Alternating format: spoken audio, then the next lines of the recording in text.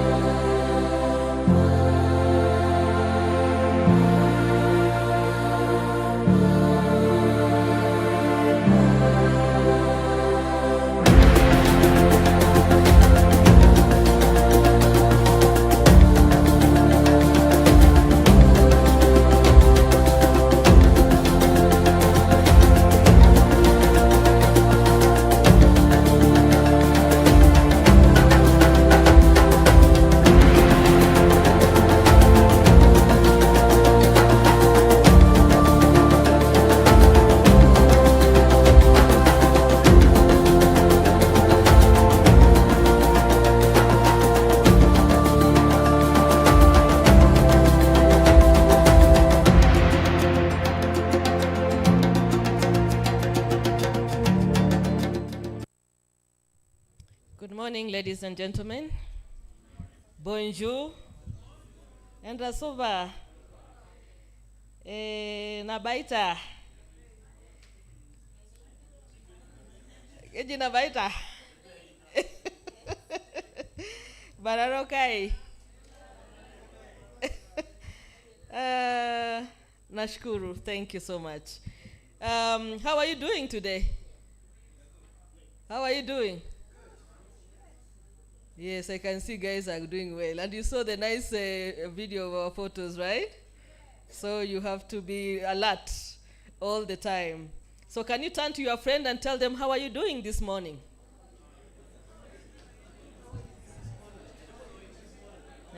Check on them. Check on your neighbor. How are you doing this morning?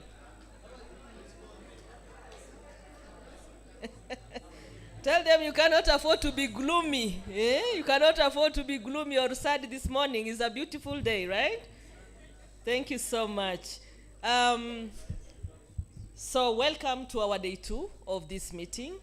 Thanks to the Christensen Fund for the opportunity for our partners to be meeting and interacting.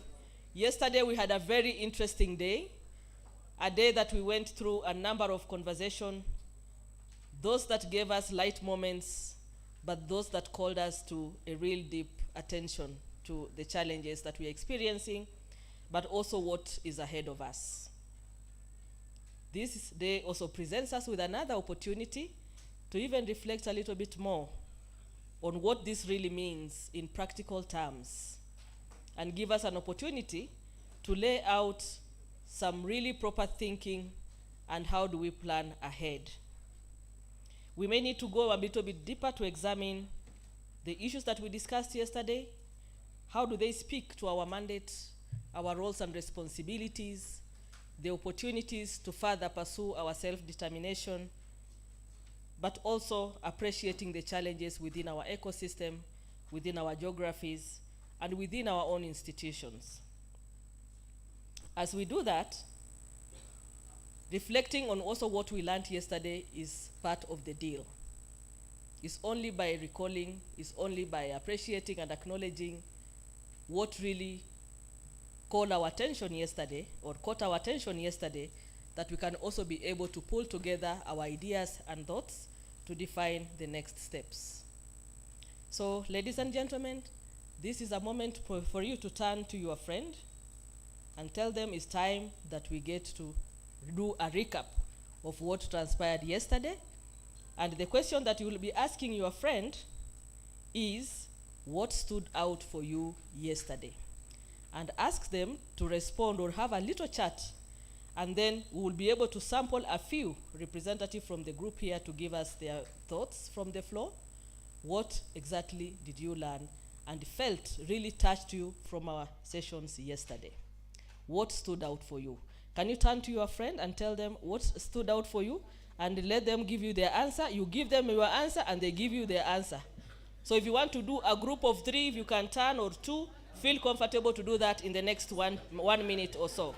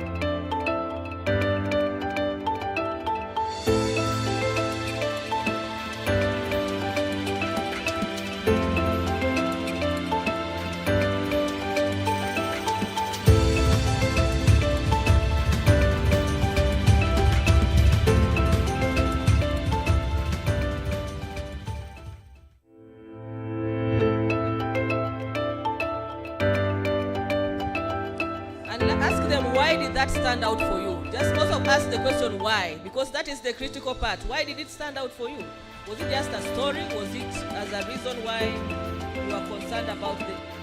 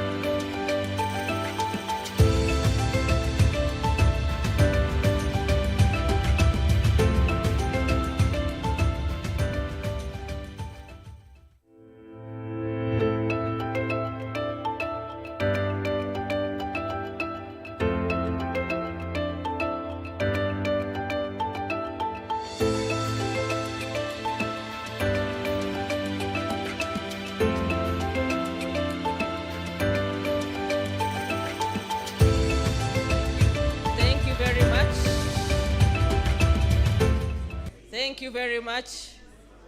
I know it cannot be conclusive at this stage. I need support with a mic that will be going around the room just to ensure that we can capture the thoughts from the floor. Ladies and gentlemen, I call the meeting to order now. That is good enough. Do you need more time? No, you don't have to be exhaustive. The point that you want, maybe another group will be able to bring it out. So don't worry. Order. Order. Thank you, thank you, thank you. Thank you very much, ladies and gentlemen. That was a good conversation. I see that we need to continue, but I know we have another chance to continue in the next discussion. Hello. I know, I can see how emotive it is, eh? I see how serious the conversations are, and I appreciate that very much. But let's get to the discussion and have share what you have been able to present in your group. Colleagues can support me with a mic. So we want to hear what exactly came out from your discussion. You don't have to be exhaustive. Just give us, for each of the points, you can pick one. If you want to go more, only 2 points. So that we allow others also to complement or bring the next second point, and another group bring the third point, and so forth, right? So let's make it complementary and synergetic. So who would want to go first? So we have Jane at the back there. Please, Jane, if you would want to tell us what stood out for you. Good morning. Because Good we are the last one, I decided to be the first one today. So me and my sister from Karamoja, headers of the horn, we were discussing what stood out for us within the gathering. And one thing that came out is that she was telling me is that she's able to see very bold women, passionate, and very articulative, talking around issues on pastoralism. Do I say both or just one? Or I give her the mic? For both. And then the other outstanding, also which came out for both of us, is that we've seen that all of us in this gathering are very passionate and have that common struggle and collective voice around issues on pastoralism. Either it's around issues on climate change, land, and anything that affecting indigenous people. Thank you. Asante. Let's pass the mic. And if your point has already been mentioned, please don't repeat, so that you will save the time. Yes, gentlemen.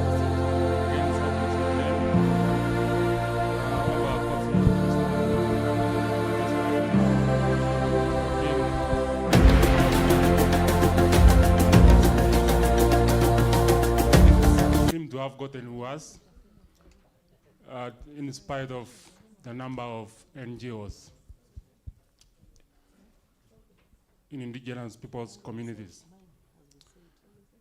That reflection is really intriguing to us because we think, and we tend to agree with her, that the NGO seems to have moved away from the people as much as possible. You only need to look at what happened yesterday morning and the pitches that we made. That sort of resemble grasshoppers in a glass bottle. And we tend so much to be NGO perfect, as long as our relationship with our donor is fine. Very little else matters. So we take it from that, and I hope some deliberations today and tomorrow can focus on what we mean when we say we're impactful. Thank you. Good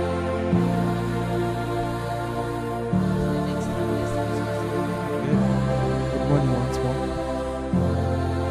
John Mark from Uganda. So what has stood out from the members in the group? First is the comprehensive interaction yesterday from the panelists, touching more on the thematic areas of the indigenous people. And then the other one was the issue of the carbon credit, where the indigenous people would currently lose their land unknowingly because of currently the status reads they are receiving some stipend, which will be taken of the advantage of their ignorance. Thank you. Thank you very much. This side, what did you discuss? Yes. There's a hand, gentleman, next to... Maybe I have the mic. Let me just stand up. We are three, actually, in our group, Simeon and Sophie and myself. And I can share at least 3 points. One is the issue around the unity, the fact that when you are united, when we are together, it adds strength to the voice and we are able to succeed than when we are acting alone. So this stand out very well for Simeon. And then there was the issue around community land not being wasteland and people seeing investment as adding value to it, which was a point raised yesterday by the panel. Hussein raised that. And the third point is around the paradox that we are not ready for carbon, and yet we have the largest, the global largest project in Kenya, and we are here, we are not ready. And the world knows that we are leading on this. I think we need to resolve that problem because it's a paradox. It's a situation which is very complex. Thank you. Thank you very much. Let's pass the mic to the gentleman. Good morning. Good morning. For our group, what really stood out for us was that all indigenous peoples on the soil of Africa have commonalities, and the land issue is at the core of indigenous people's livelihoods. Secondly, is the Loliondo story. And what stood out for us wasn't how the land was snatched, but how they were determined to restore back their land. They were not ready to give up, and it was a do or die struggle. And standing up for their right, especially as women, really touched us. Thank you very much. Anybody at the front here? Yes. Good morning.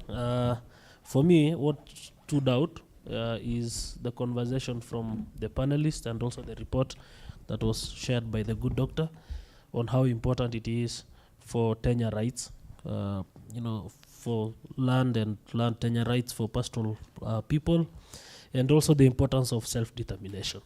As a people, as indigenous people, that is core. And lastly, we were also having a conversation on, I think most of those who spoke already have talked about the issue carbon markets, and how in as much as we are not ready for it, people are already reaping big from our lands. Thank you. Thank you very much. I see you want to go. So please proceed. As someone from this side, if you want to make an intervention, prepare yourself. Yeah. So good morning, everyone. What stood out for me yesterday was, one, as was said, is the commonality of the situation and the context indigenous communities work in, but also the commonality in the tools of exploitation that are there. So you keep hearing, say, Wakesho of Namati speaking about documents that are shrouded in mystery and secrecy, but also how NGOs like ours also kind of produce some of the contradictions that are there without knowing. Some have been co-opted into, so on one side you find some person protesting, and a few years later they are board members of these organizations or these exploitative agencies. So I think these contradictions was a bit one thing that came out of the conversations. It wasn't directly said, but yes, that stood out for us. And the sad stories, I mean, progress for some communities elsewhere is things that we take granted in other countries. For example, in Kenya, the things that Tanzanians complain about or Ugandans complain about are things that we take for granted. So this is something that also stood out. There are lessons and things we could share. Yeah. Thank you very much. Yes, Ole. And there's a mic close by there. Oh. Yeah, I and my friend Kobe here have been discussing, and one of the things that he just brought up, is it on? Right, is that despite all of us and so many other interventions, very little seems to be changing. And we've been debating, why is it not changing? And one of the things that he just mentioned is that he was a little bit disappointed that he thought with PPG, things will be really, in terms of policy, will be easier. But we just concluded that perhaps such bodies may have not been created for this purpose. They may have been created for other purposes. And we need to reevaluate ourselves honestly, in a very frank and candid way, as if, so as to be able to be much more standing with the people we claim to represent, other than the leaders who always, we should not be like the leaders after winning, walk away from the people. So when we get strong as institutions, we should not be getting away from, we should be deepening our roots in the communities. Thank you. Thank you very much. I see a hand of Madam Aero, or if I can remember your name from yesterday, from Uganda. Please. My colleagues is going to represent. Okay. Okay, thank she you. knew the power of you putting up the hand, right?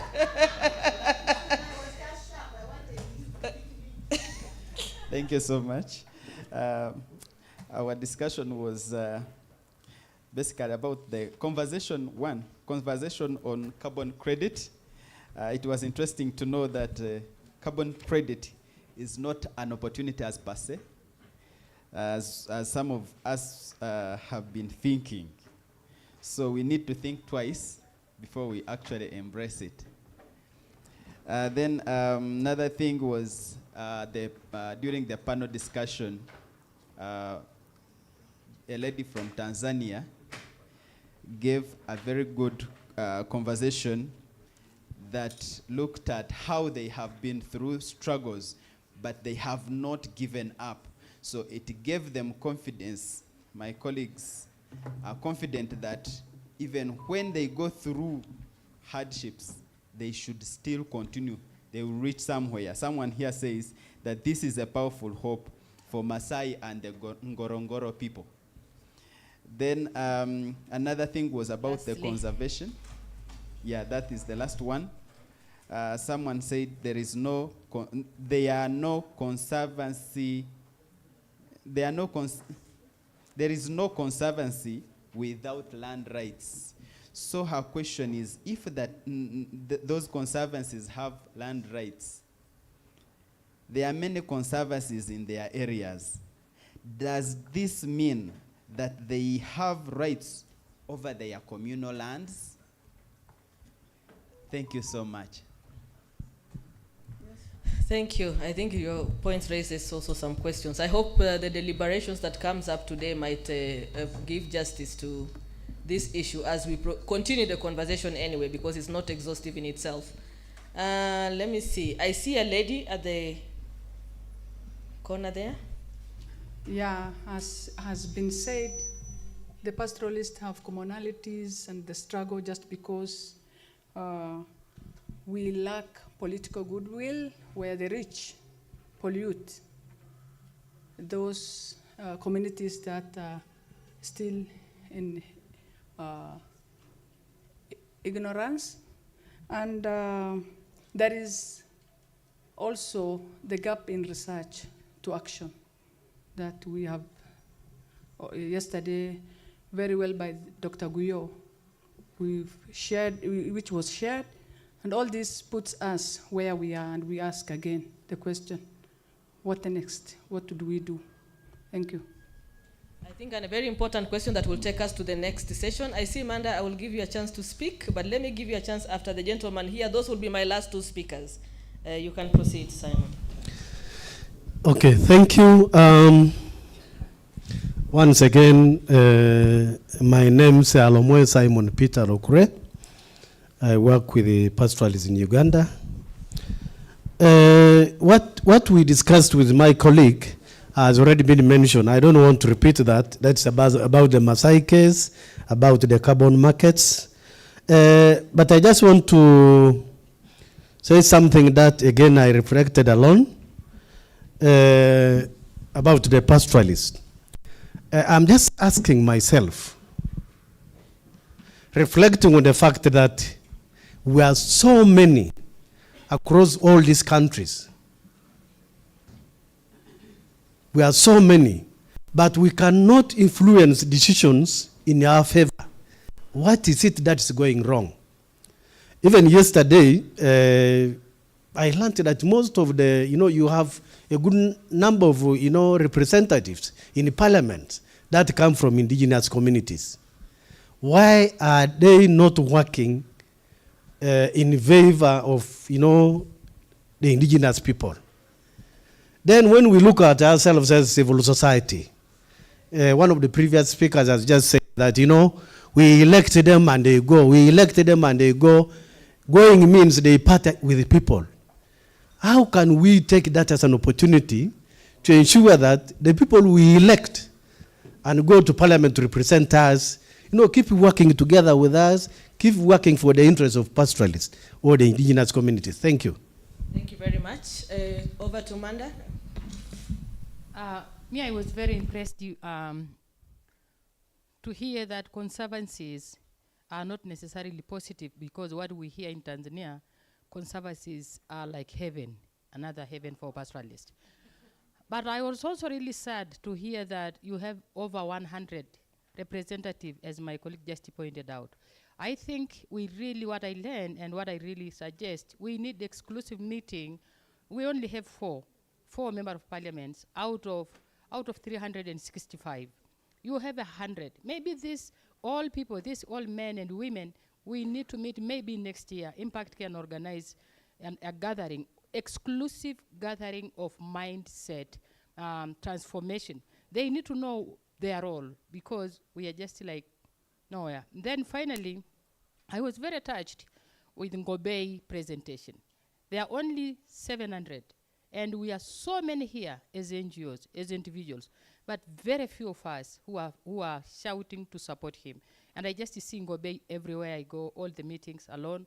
Maybe Ngobei you also need to have like 5 youth who can carry the battle and support him. And we all really need to think critically on how do we support each other, because something is very wrong. Thank you.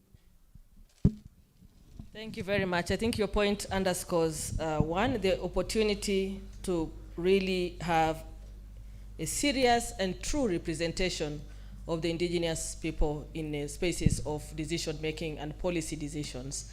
I know I see Mr. Jason putting up his hand. I'm not sure whether you'd want to make an intervention now or maybe we can take it a little later.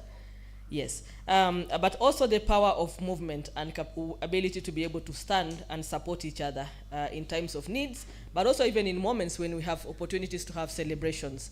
So we don't just have to celebrate together, but when we are others are facing challenges, we are not necessarily anywhere to be seen. And the power of movement, coordination, and the networking, those are some of the tools that we can be able to apply. The suggestions that have been provided have been well noted. Just to underscore the fact that the points you have shared, they cannot be exhaustive. I think it's more than probably what we've had opportunity to interact with more than the issues that have been raised, but our note takers have also considered those and will be able to get more information. Just to take this recap a notch higher, I would like to invite our comms communication support to take us through a video that will help us do this reflection again. Thank you.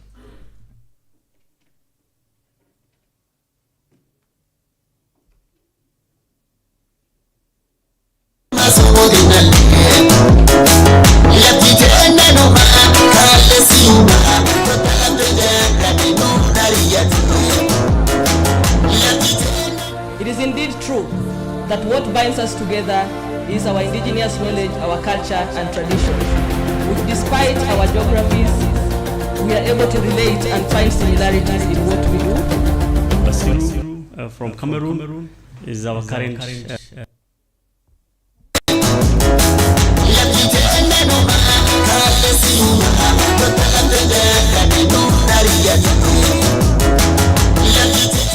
It is indeed true that what binds us together is our indigenous knowledge, our culture and tradition, which despite our geographies, we are able to relate and find similarities in what we do.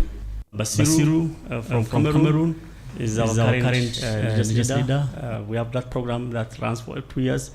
Ole is here also. Everybody knows Ole Kaunga.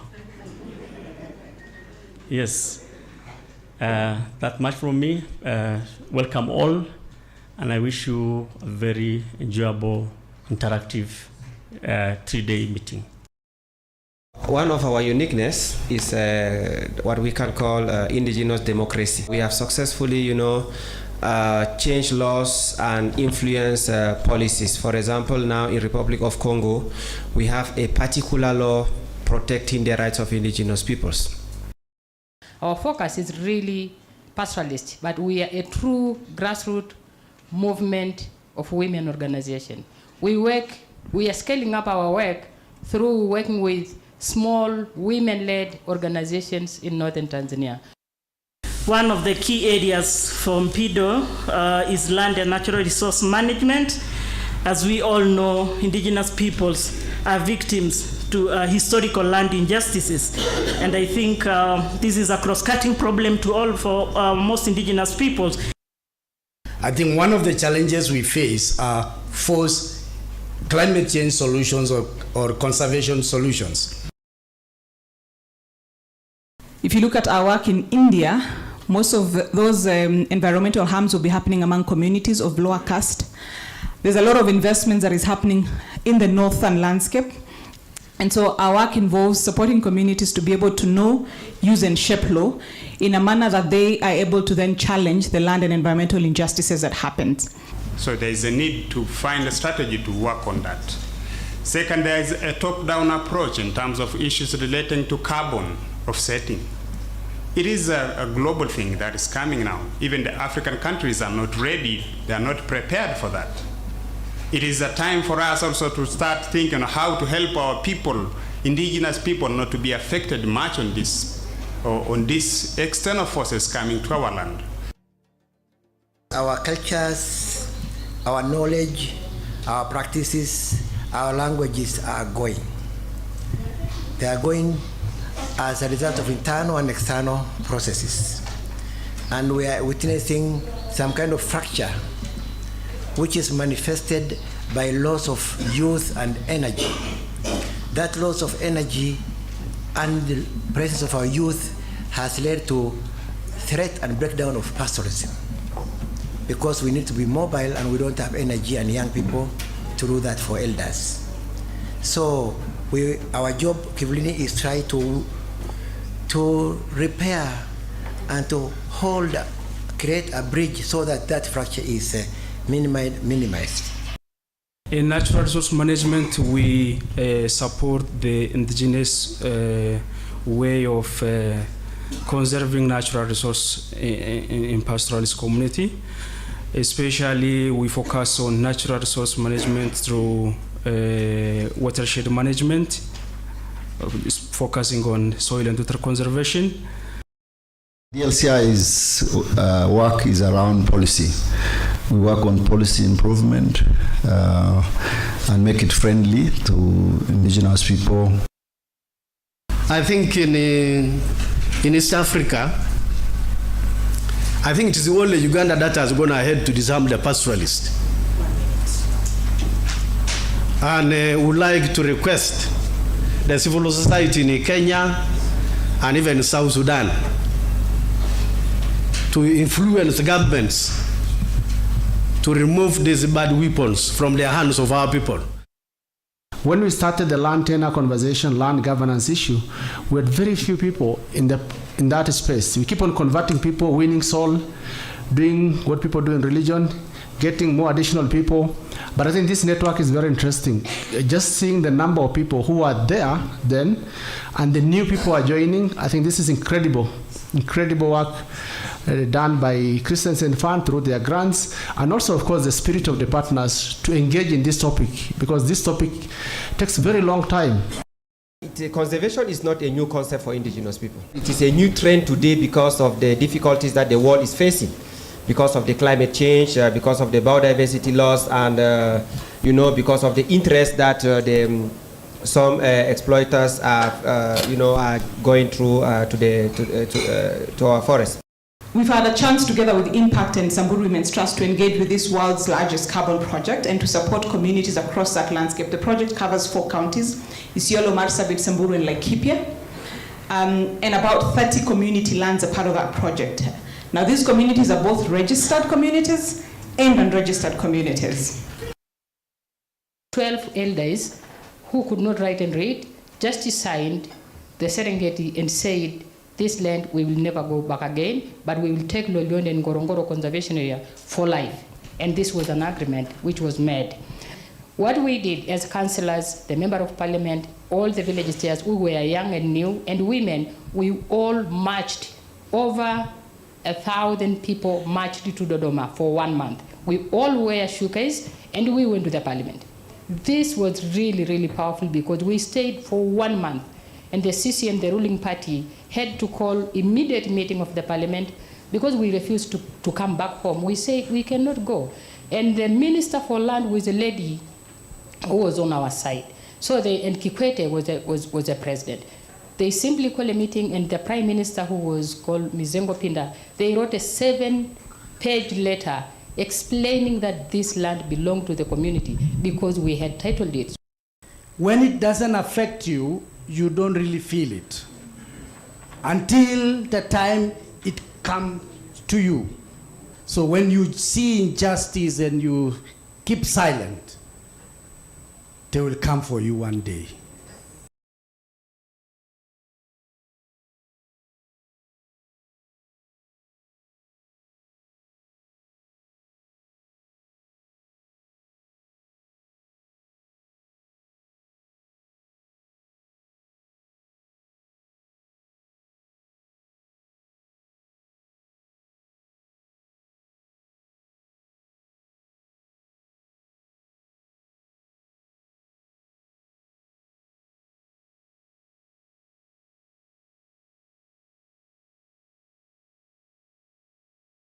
Ladies and gentlemen, this day is another beautiful day.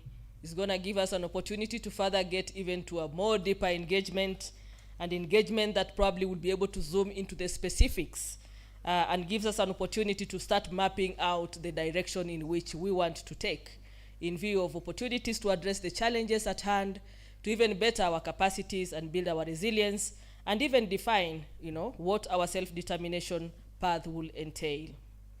I would like to take this moment to invite my colleague, Dr. Guyo, who will take us through the next session. So let's put up our hands for him, and as he make his way to the stage. Karibu sana, Dr. Guyo, for the next steps.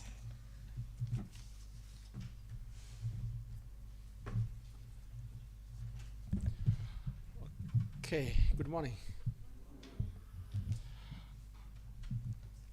One of the things I saw in that video, when you know you are not observed and you see yourself being observed, it puts an interesting face on the face of the people seeing themselves on the screen. I saw Basele very happy. I've seen people who can dance also without being watched. Luckily, I was not captured in the dance, so it's good. So yesterday we had a very good discussion on the what. What are the critical issues in each of the thematic areas? So today, we want to move to the next level, which is to discuss the how. Now, coming back to the critical conversation on what do we want to do to address some of these issues, and how do we want to address them. So this is going to take us to a session where we will have more interaction. And before I reach there, maybe I can put my slide on the screen. Yeah, next slide. Good. So when we're doing the interviews with the partners, I had conversation with, I think, around 12 partners who are in this room, and each one of them gave me like what are their learning expectations. What do you expect from this session or this gathering? This is a learning gathering. So I tried to over-summarize them, and I didn't improve since yesterday because there are more expectations that came from yesterday. So one of the, I gave it like the foresight of the expectation of what you wanted to learn. The first one is people wanted to know what is the strategy to a success. You find in one country you work on one thing for quite a long time using the same strategy or different strategy, and you are not solving that problem. But you find in another country, people have found a way of solving it. So one of the things that came out is, what are the success issues and how do you go to a success? Basically, the ingredient for that success is what some people wanted to know by coming here. On that, I think there are many. There's quite a number of interest in learning on land matters. How do you handle land issue? Given that it's a motive, it's a long term, it's political, it's complex, it puts people's life on the edge, all these things. But then there are people also wanted to know the tools and guideline that has worked for people. What tools did you use to influence, let's say, village level planning, and how did you take village level planning to a legal space, and how did you get institutionalized to solve a problem?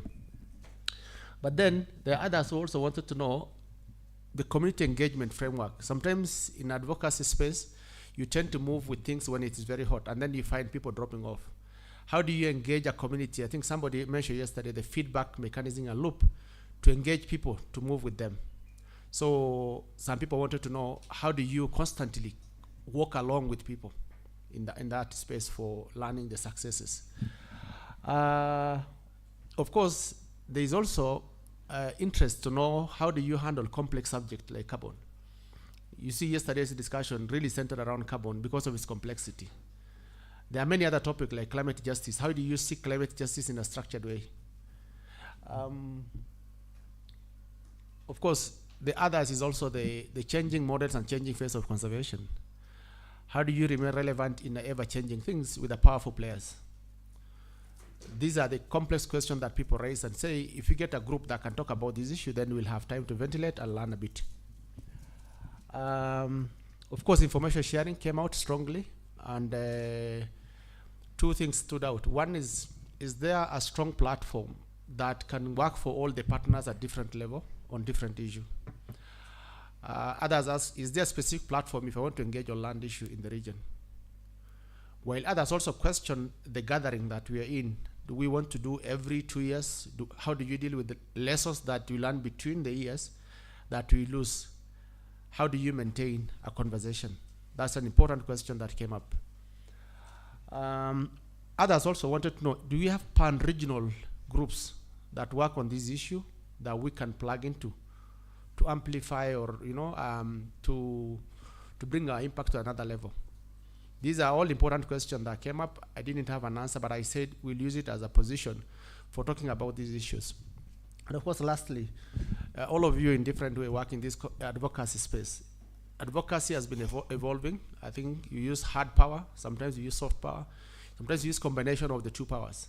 So some people wanted to know, in this evolving advocacy space, what works, what has worked for you, and how do we evolve our advocacy with evolving realities of the issues you're dealing with. So these are the critical summary of the critical learning space that people wanted to learn. And now, for today's morning session, we thought we were going to have a thematic conversation in a group. So if you make to the next slide. Yes, so we thought, looking at the interest of conversation yesterday, we can do 4 groups. And the first group is on land rights issue. And we chose a leader unanimously to lead this conversation. Basically, we have like 60. So basically, we have like almost 18 to 20 people in one group, which is a big group. But it's the best we can do to engage in the conversation and to learn in that space and to bring some of the learning. So these are the 4 groups. You can see them on the screen, and you can see your name if you are selected as a leader. So when you go out for this breakout session, we expect the team leader to be double up as a facilitator to facilitate the conversation as much as possible. And you can choose a rapporteur who can take some notes for you. And then possibly you can also so the important thing is also, if you think you wanted to be in carbon, but then for some reason you end up in land, each session will be recorded. So you don't lose a lot. We're going to document all of the session that the conversation in that session. And then you will going to agree on a presenter. We're not doing presentation today, so we'll focus on the group work because we're going to go to the field later in the day from 12:30 there. So you will have all the time to dig deeper into this question. I'm going to give you the questions, but that's the model that we're going to work. So it's pretty clear. We formed the 4 groups. We got a leader, already got, and then we're going to form you into 4 groups, and then we'll get a rapporteur, a presenter, and then feedback to be done tomorrow. Next. So this last slide, because we talk about the how, we try to create some questions.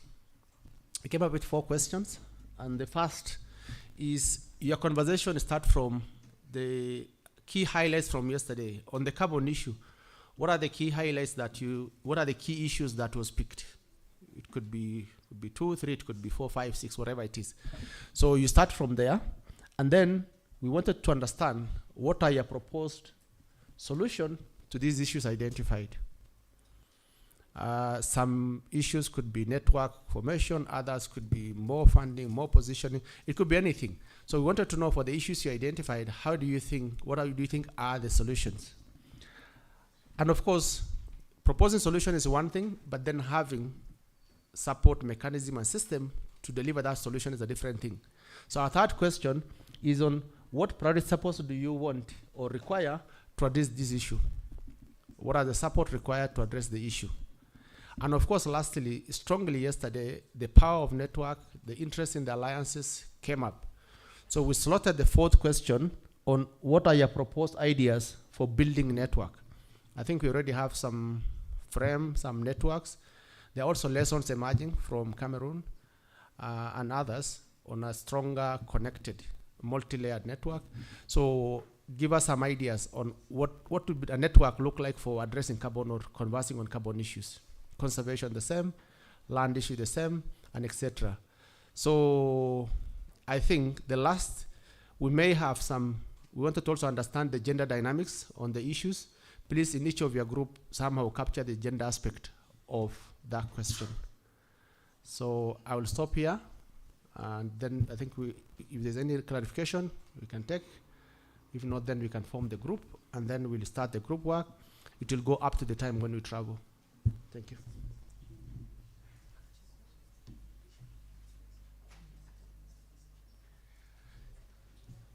Okay, yeah, there's a request which came.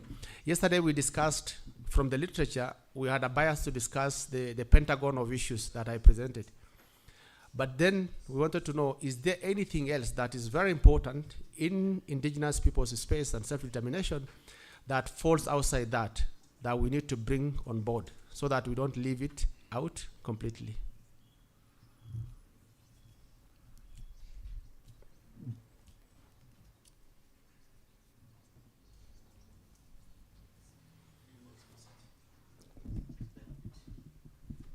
Okay. Yes, the mic is there, sorry.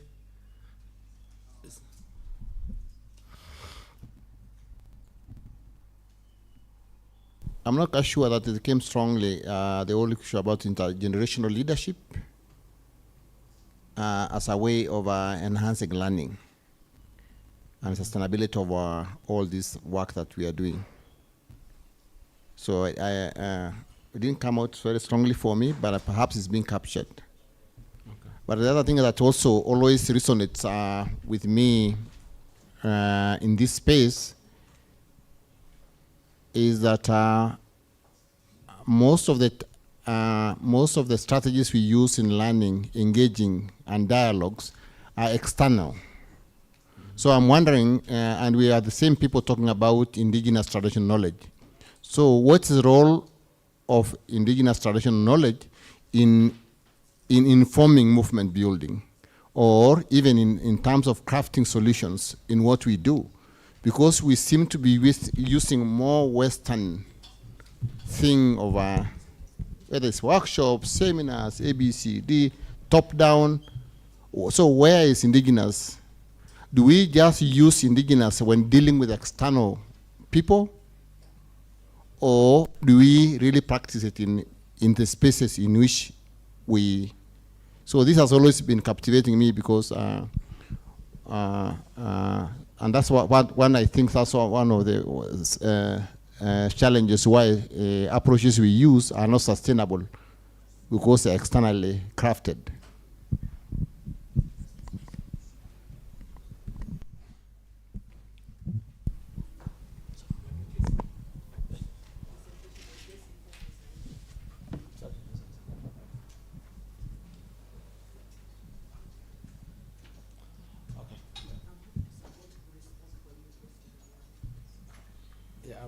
Okay, you have the mic in your hand, so please proceed. Okay, thank you very much for this, presentation that will orientate us for today. I will not come back on traditional knowledge because that was one point I had, but I think I will come back on the indigenous people livelihood sustainability. And I think that also need to be discussed. I have seen the group that were formed. Maybe I get it wrong, but I think conservation goes along with carbon market. carbon is not too far, because at times conservation, one of the end result of conservation today, we see one of the benefits of conservation is carbon. So I think that group is not too far, though maybe the discussion might go wider. But I think today, when we talk about land rights, imagine that we secure our land, but we cannot do our livelihood on the land. Look at, for example, what is happening during drought, when people lose their animals, when people lose everything. One of the issues that we might advance on land rights is the economic livelihood of indigenous people, including social amenities. Because if we own land, that we have the land, and the government cannot invest on health, on education, on other social amenities, our children will be forced out of the land to go and learn outside, and they will settle outside. And that land will not have any value. So I think one of the thematics that should be discussed here is on strengthening the living conditions of indigenous peoples and their livelihoods, because that is the end result of land rights. It's not just having land, but what do we want to do on the land? So that is the most important thing also that must be discussed, except that you orientate the discussions to include, that is, we give a broad light, that is when you include, take into consideration social inclusion, economic inclusion, or what we call livelihood inclusion, and strengthening social amenities of indigenous peoples. Thank you. Okay, last one.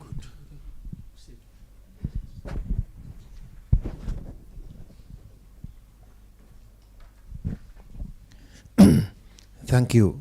Yeah, I want to thank Mzee Kaunga for raising the role and the importance of local people, indigenous knowledge, and all the wisdom and practices that are so vital. It's what brought us to here over the years. And today we are dealing with challenges. Now we are spending our energies on how to deal with today's challenges, which are carbon, climate change and other things. But also another issue has been raised about really who we are. Why are we not effective? We have layers. Yesterday when I talked, we say we evaporate into stratosphere up there. I think we have layers of people. We have funders, we have NGOs, we have CBOs, and then we have community. And these levels, the communities are down there somehow. There we have ourselves, who are NGOs who have left the landscape. We are somewhere hovering in the middle, and then there are funders. So we are speaking as if local people are from where we come from or have come from are other people. Those indigenous peoples, what are we?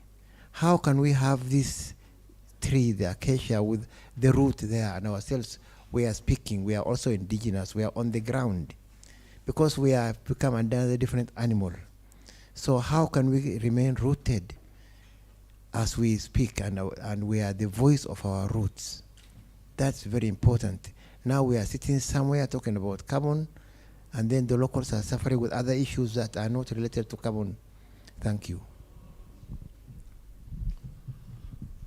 Okay, I have two more, and then we. I think Mzee here, and then Ikal.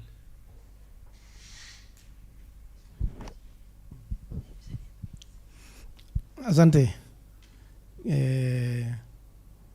Nama cufti galat qaba gartee waan kale haasaan abu yuatine anina haasa dubatin deebisiya duba anini khalele wanaasofni gudda wacaqase aralle gudda wacaqase waan caqasan keessa duba ganna guddaa eegi ganna 2008 as gabana akkanum khorkhan deema waan khorkhan irra barad qaba ka khori khanaaf khori durile waa wal fakkaataati kee jira.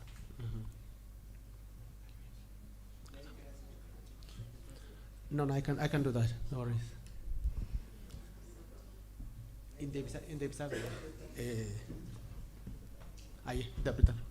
duuba gan 2008 kor tokko ono afrikaan to akkedani korum guddaa akkana dhufne duuba gaafasi wanni gabbaa'e waan dulumaa gabbaa'e wanni gartee warra horii kana dulumaa gaaddisii sun gabbaase waan jedhanii warri horii kuniin maaf jedhamennaani warri horii laftii warri horii sun tokkolleen uumamaan qabdu uumarraan dhufani sirkaaliin uyyuu durillee raasmaala keenyaa keessa hin kenne siyalloo achi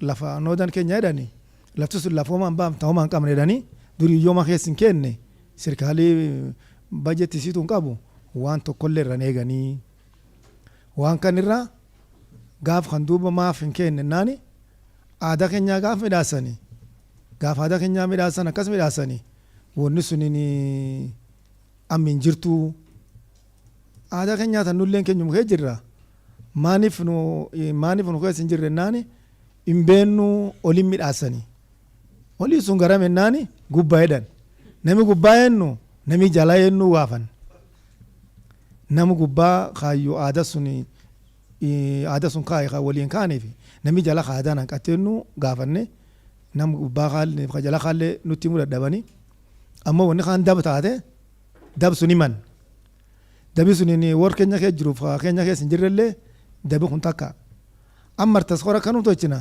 wanni kun guyyaa fugatuun baati aadaa keenyaan keeyyatti yookaan sirkaalii waliin keeyyatetti taatti fidamanii tanami itti fidamee finni itti jaarratu nu waliin hin jirre wanni isiin nu garsiiftu aadaan keenyaan itti bultu tanulleen dhageenne waa sooman hin beennu ganna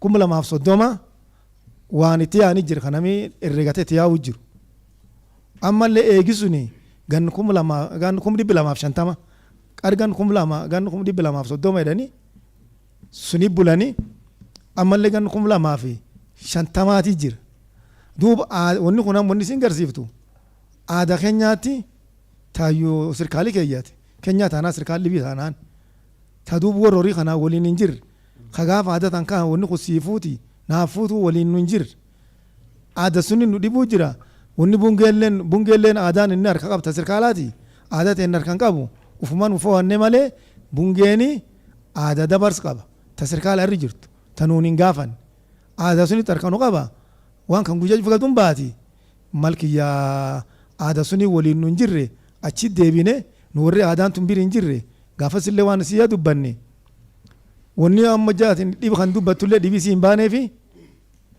aadaa sunitti hin jirre ta sirkaalii tochu ufumaa ee nuun jedhani aadaa nam dhoartu jira malkiyyaa waan kan achi deebine irraa wal gaafachuu malle. Okay, very good.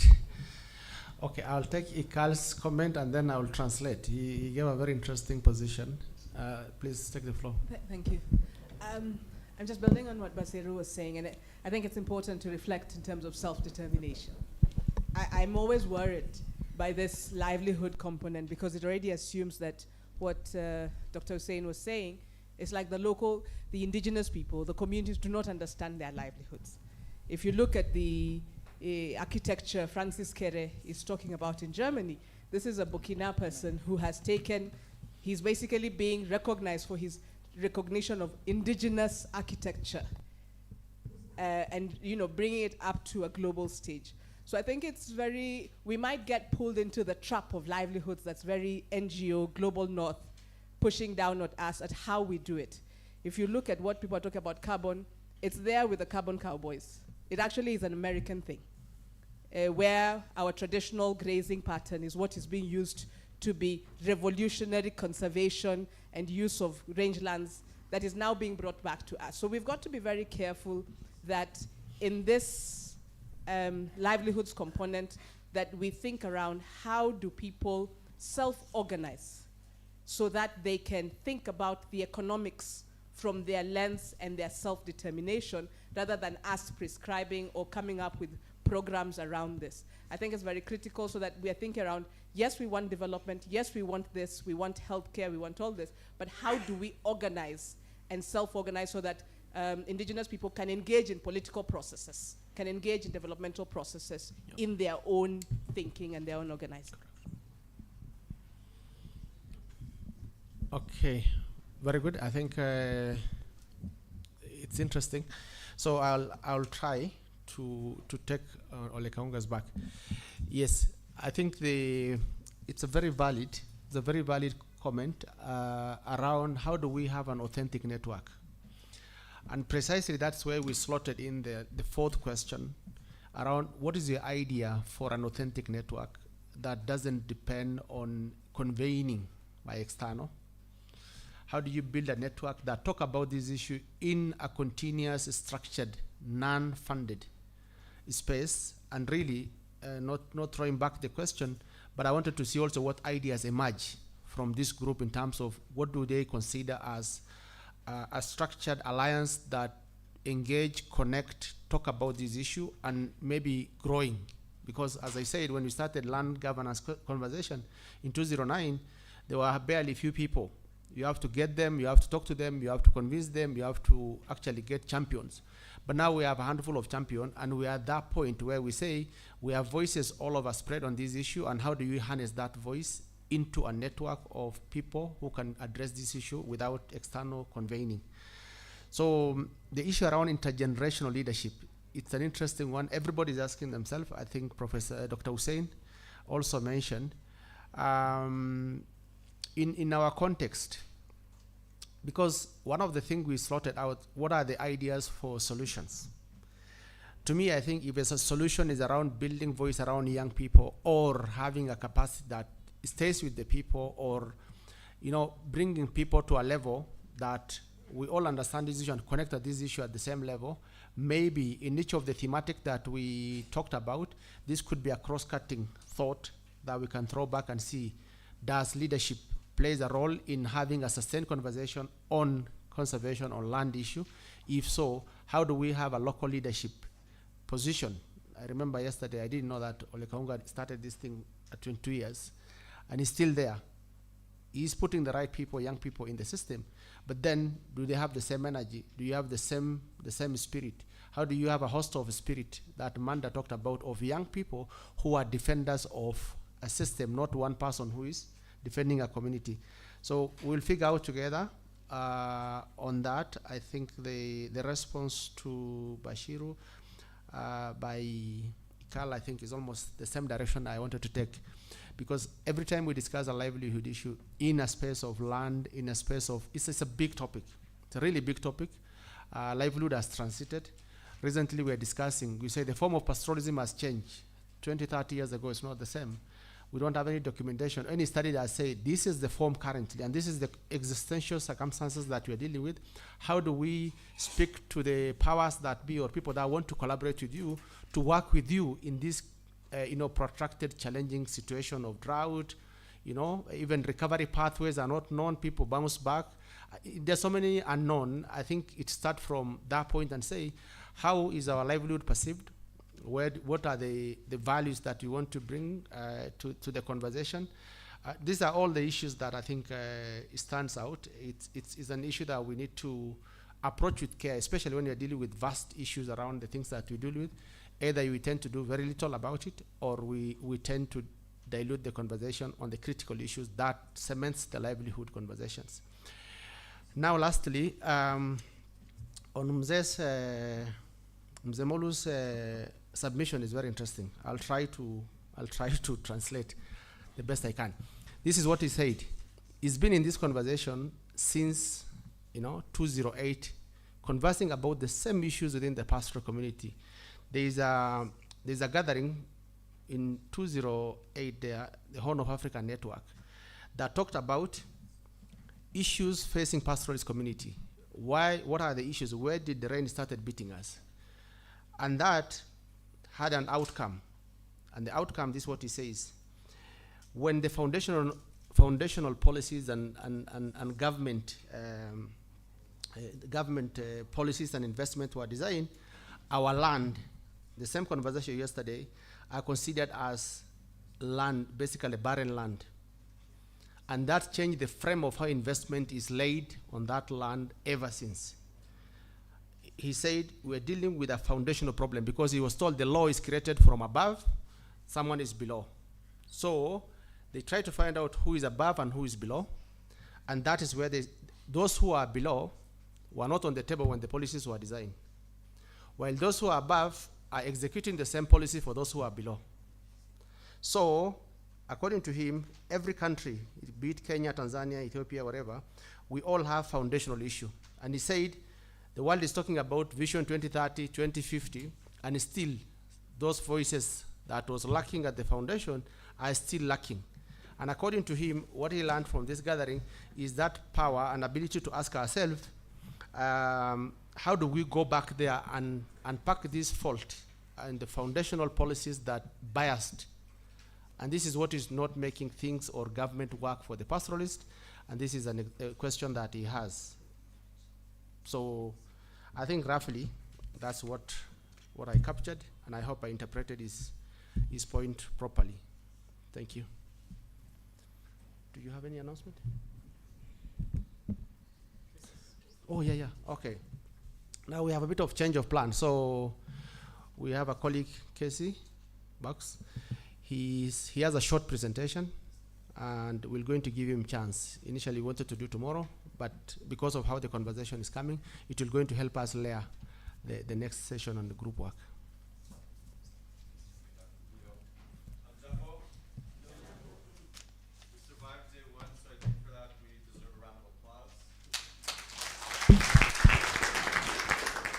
I want to just give some quick food for thought as we go into the breakout groups. I'm going to be very brief. So I prepared a very simple presentation. I think we can start now. How many of you have heard of the $1.7 billion pledge that was launched at COP26 in Glasgow? Raise your hand if you've heard of this thing. So basically, in short, a group of donors, including governments and private philanthropies, launched a pledge to support forest tenure efforts for indigenous peoples and local communities in tropical and subtropical forests. I think very well intentioned, this was very well received, it received a lot of news, it created a lot of confusion because this is not new money, this is pre-existing money. And we can move to the next slide. Can you? So this is kind of how it works. This is my beautiful graphic. I'm not as good as the technical people in the back. But here you have well-intended donors that want to support indigenous peoples and local community tenure rights and forest management. You have government donors, and you have private philanthropies. And these were all the options of where this funding could go. And as Carla said when we opened it up, in 2021, 18% of all the funding went to Africa. And about half of that went to the Congo Basin. Good news is that in 2022, that increased to 36%. So that's very good for Africa, I would say, in a nutshell. But unfortunately, we know the majority of that funding went to governments and large conservation organizations. In 2021, only 7% of all of that funding went directly to indigenous peoples and local communities. And in 2022, that number dropped to 2%. 2% went directly to indigenous peoples and local community organizations. So they include local communities, so we know that 2% gets way lower when we talk about indigenous peoples. And depending on how each of these donors define direct, I would say that number is well below 1%. So we can move to the next slide, please. That being said, overall, I think this pledge was a net positive. As you can see, the green line shows the group of donors that signed this pledge and the amount of funding that went towards tenure and forest management issues in these areas. Then you see governments as a whole increasing their funding, and then you have private philanthropy slowly, very much behind, but still increasing. So overall, I would say this is a net positive. There's been an increased call for transparency on funding. Where is the funding going and who is it going to? There's been a big conversation on direct. What does direct mean? Does direct mean Christensen fund to you? Or does direct mean, we give funding to Forest People's Program and then they give funding to you? I don't have the answer to that question. So that's all to say, I think there's been a positive conversation on how indigenous peoples can influence funding. And lastly, I'll say there's been a drastic increase of indigenous peoples creating their own mechanisms, their own funds, so they can fund their communities in the way that they want to. And then just the last slide, please. So as we go in the breakout groups, just food for thought, take it or leave it. What is the world that we want? What is the reality on the ground that we want? And maybe how could we influence a next pledge because this current pledge ends in 2025, and donors are already having private discussions in rooms about what the next pledge might look like. So I encourage you to think about these things as you go into your breakout groups. What does direct funding mean? What if it comes from an indigenous-led fund? I think the biggest question that I have for this group is, how do we define forests? Because right now, I think we're using a very Western definition of what forests are. And I think there's an appetite amongst the donors to go beyond forest and connect other ecosystems. So grasslands, drylands, mangroves, those are all could be included into the next pledge. And then lastly, I'll just say we have to keep pushing for transparency on funding. If you all don't know where this funding is going, and it's supposed to be intended for indigenous peoples and local communities, then what is it worth? I would say nothing. So I'll hand it over to Dr. Guyo. Hopefully he can make the sophisticated scholarly connections between these two things, but just food for thought as you go into the breakout groups. Thank you.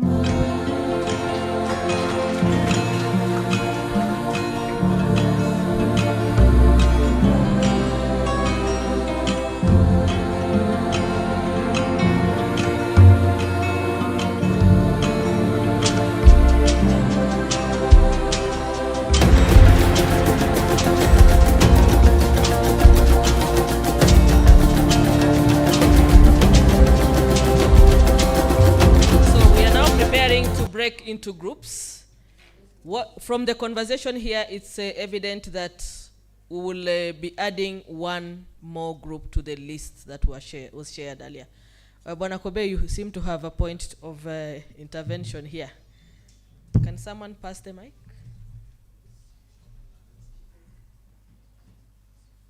Yeah, he said I have a big voice, so thank you very much, Jesse, for the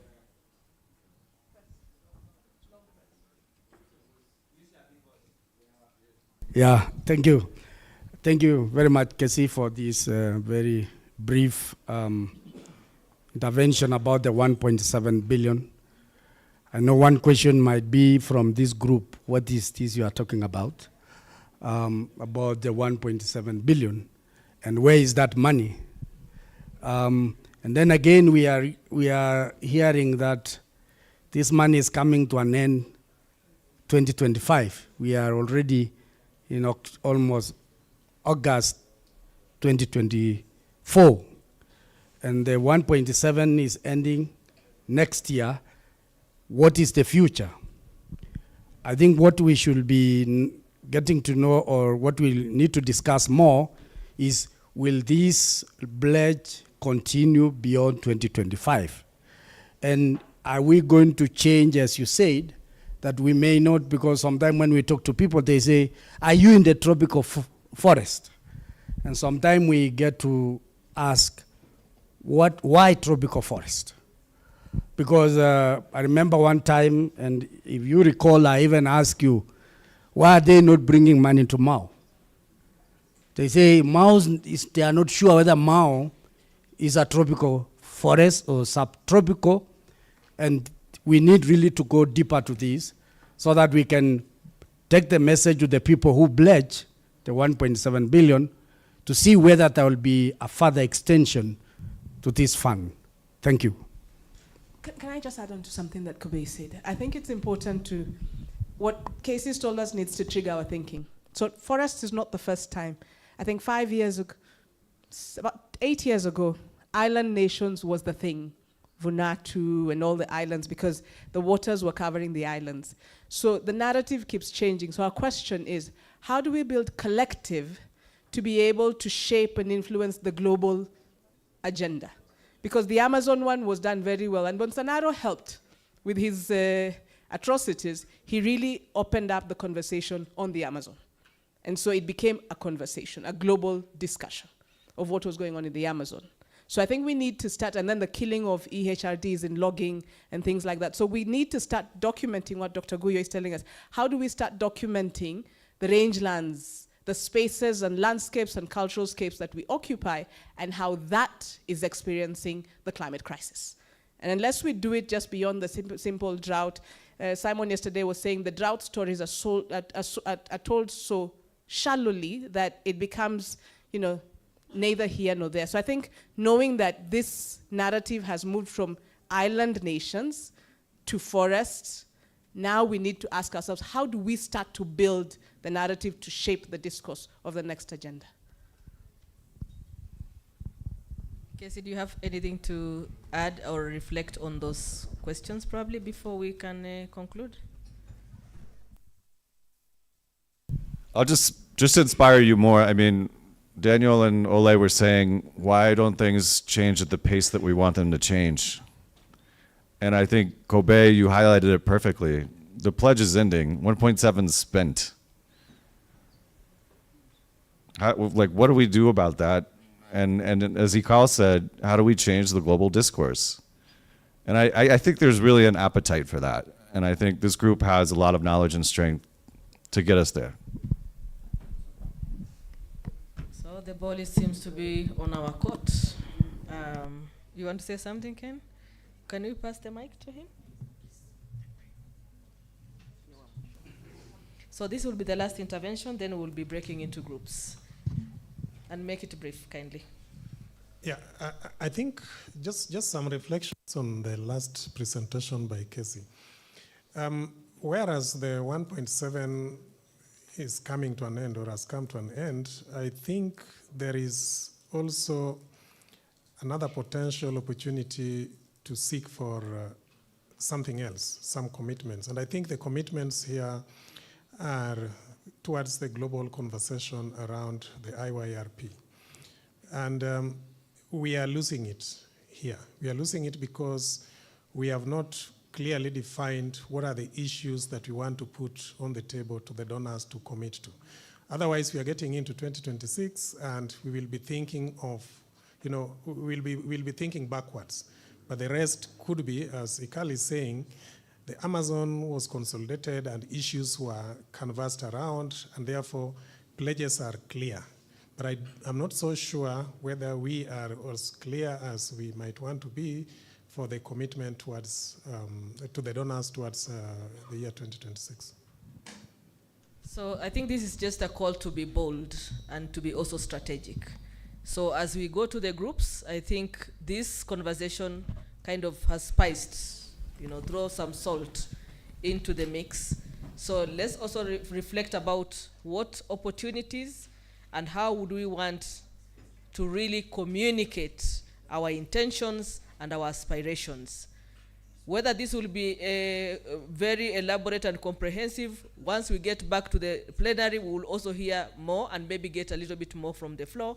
But this is a moment and an opportunity since we are all here. So that is how I would probably summarize this part and allow Dr. Guyo to provide us with direction on how we break into groups and how we proceed with the next remaining part of the time before we go to the field. Okay. I think I can. It's working. Okay. I think we'll have 5 groups now to take care of the concerns from the floor. Yusuf, do you have my presentation? Somehow I tasked some people in absentia. So we created the 5th group on livelihood and intergenerational transfers. And I put Basiru there because he's the one who asked the question. Very important question. It got the honor. So we have, and it's also very good because we'll manage the number of people. So one of the way we wanted to do this exercise we'll have a working tea. Basically you take your tea, you'll take it and come back here. So we have 5 groups now. 2 groups will remain here in different corner. 3 will be directed. There are 2 rooms inside here and there's another room straight down. So group 1 and 2, if you're in group 1 and 2, you'll remain here. 3, 4, 5 will be guided as they go in there. So to form the group, we do the things that you usually avoid doing, not going to the same group that you work on the same issue from the same organization, and likely you are seated next to someone you work with, as I can see here. So we're going to do 1, 2, 3, 4. 5, sorry, 1, 2, 3, 4, 5. So all 1 goes together, 2 goes together the same way. So I will start, and you have to remember, don't ask someone, what was my number? So, 1. 1. Oh, you're in Tikom? Okay. 2. Okay.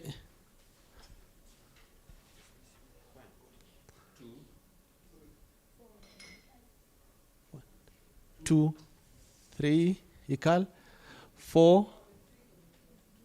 Oh, you're a leader of group. Okay, sorry. Yeah, if you're a leader of a group, you know where you already belong.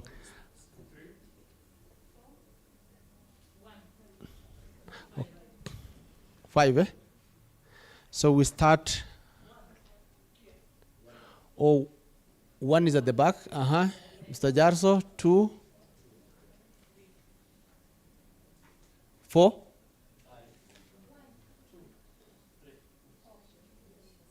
5. Okay, here. 1,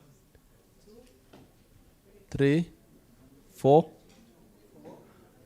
5. 1, 2. Basile, 2. Okay. Now I'm done. That's why I'm saying don't ask me about your number. Okay, 1.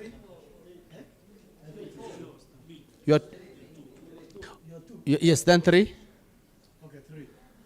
Okay, no. Okay. 4, 5. 1, 2, 3, 4. Saying 5. Oh, 5. 1, 2, 3. Oh, she's a team leader. Okay. 2, 3,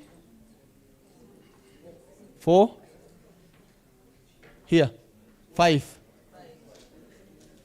1, 2, 3, 4, 5. Perfect. I thought we were going to miss one person. So if you are number 5, follow this guy. Go to the end. There's a very nice room with a view of Mount Kenya. So the time is by 12. By 12, please. By 12, we'll be stopping. We have lunch and we'll go. So just a minute. Okay. So it's a working tea. So your time between now, how you manage, the group leaders are going to manage. By 12, we should be done with the task. So if you're number 5, just stick numbers. Rita, just put numbers there where they're going. So number 5, 4, and 3. So 1 and 2 will going to remain here. 1 on the right, 2 on the left.